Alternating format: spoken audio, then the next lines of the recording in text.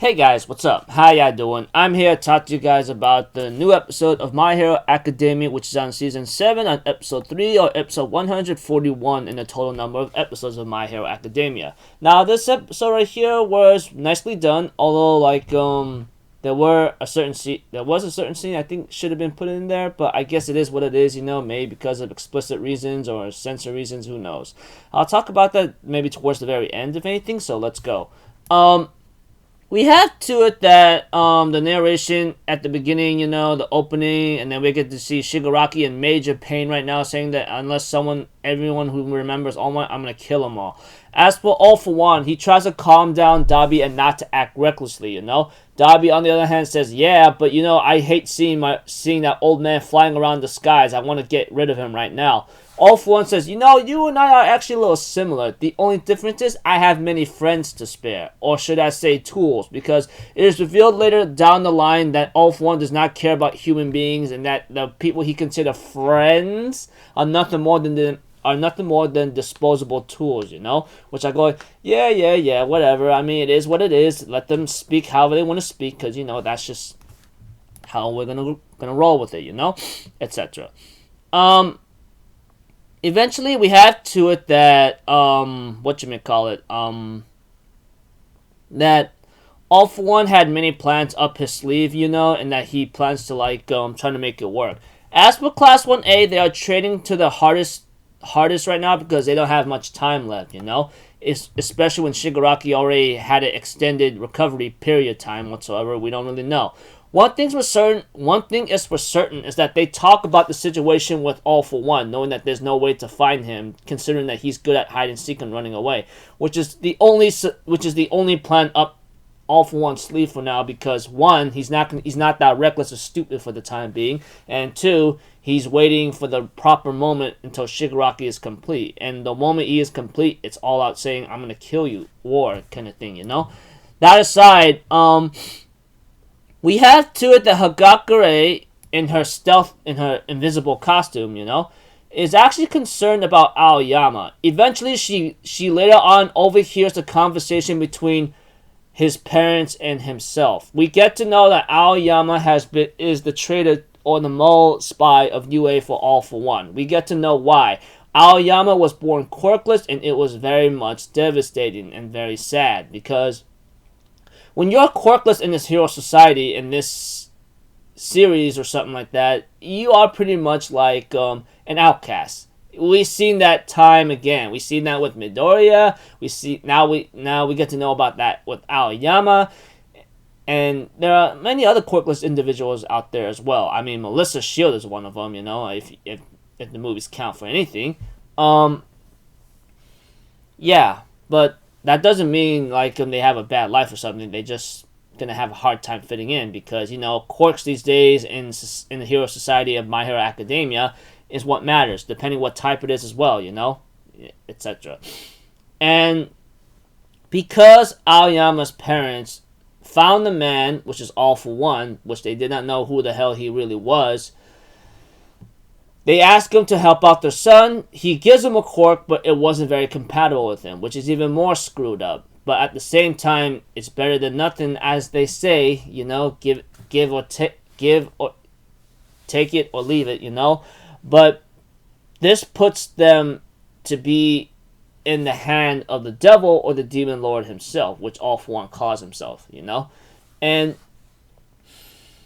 because they made a deal with the demon or the devil, if I like to call him, they have no choice but to follow his orders, and we get to know why. Obvious from the get-go, someone who has you by the throat or someone you have who has you in your hands of debt right now, you're not going to get away with it until you're paid fully, That's just how it is. And we get to know down the line eventually that Aoyama only did this to protect his parents, and he thought after All For One's defeat at Kamino in season 3, if you remember correctly, he thought he was finally free, saying, "All right, I got my quirk, and I'm no longer in debt, so I'm free." Sadly, though, after he broke out of prison last season, that's called giving a bad situation or bad luck time kind of thing, but the worst kind of luck is dealing with the devil or the demon lord himself, you know? Eventually, Hagakure overhears this, knowing that Aoyama was responsible for the USJ, the training camp, you know, and it was horrible, honestly, you know? And because of those simple things, I guess that's the reason why all of Japan is in chaos right now. Let's continue on. Eventually, Hagakure grabs Izuku, and Izuku tries to talk to Aoyama, saying, hey, you weren't really yourself back then, etc., so what's the deal here, you know? Eventually, Aoyama, unable to bear the guilt and unable to keep it in, he tells Midoriya that I am the one who led the villains to you, Go, so I'm a despicable villain.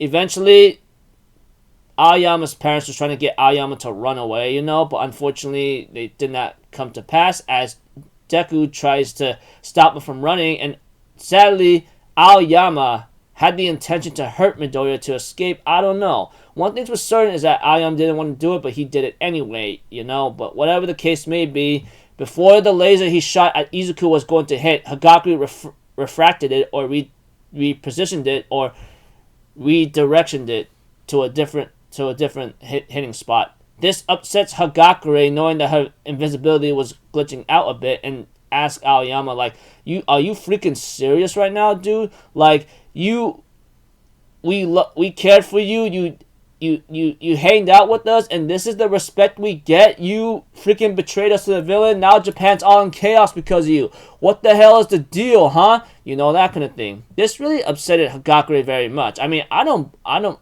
blame her being upset, man. I mean, everyone, including herself in Class 1A, really, really trusted him and loved him as a friend, you know? And at that time, his parents was trying to say otherwise, but they get captured anyway, and later on get brought to interrogation, you know, and questioning, obviously from the get-go. Eventually, we get to know why Aoyama's parents followed All For One. No matter what they do or what they were gonna try, they were always had their eyes spot on or had a pair of eyes watching them. Like, no matter where they're at, no matter what they did, All For One will know anything. And the moment you betray him, you're dead. That's it. The guy, All For One, literally made the example of that in front of Aoyama's parents and saying, you listen what I tell you, that's it. You're good. Don't get caught. Just listen to my missions and my requests, and you'll be fine. Nothing more. That's how you pay your debt, you know? And not fulfilling any one of those is death. That's just how it is. Sad enough. But that's what you get when you're dealing with the devil or the demon, you know?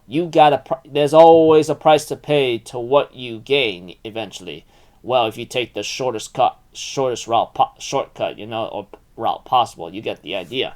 And eventually, you know, Midoriya does not give up Aoyama. He says that after Aoyama declares himself a filthy villain, you know, Midoriya or Deku says otherwise, saying, no, then why did you try to save Tokoyami and Kacchan then, you know? If you were a villain, you would have left them to be kidnapped, and we would be in a way worse situation than we were before, you know? And, you know, Class 1A, like I said, well, haven't said it, but they were devastated when they found out Aoyama was a mole or a spy for All For One. But after hearing his story, they can understand why, but it still doesn't change the fact that he was working with All For One. And that is the fact. Just because he's in a tight situation, it doesn't really change anything. The fact that he did this and that, worked with All For One, and caused you guys to be in danger and almost killed, you know? USJ, the training camp, you get the idea. But that aside, Midoriya still believes in Aoyama, you know. Of course, like everyone has an idea that Aoyama could be useful here by luring All For One out from the shadows and come outside, you know. That's the only way how to do it, because there's no way he's gonna show up. I mean, like, the only way how to do it is have Aoyama, who is apparently the the spy or worker for All For One, to come out in the open and take him down, you know. Although this is gonna be one heck of a challenge because, one, I'm pretty sure Alf 1, who's been living for 100 plus years or more, I'm pretty sure he could expect this to happen. I mean, he stole a bunch of quirks. It wouldn't be surprising if he stole certain types of quirks that would help him detect any malice or something like that, you know? But that aside,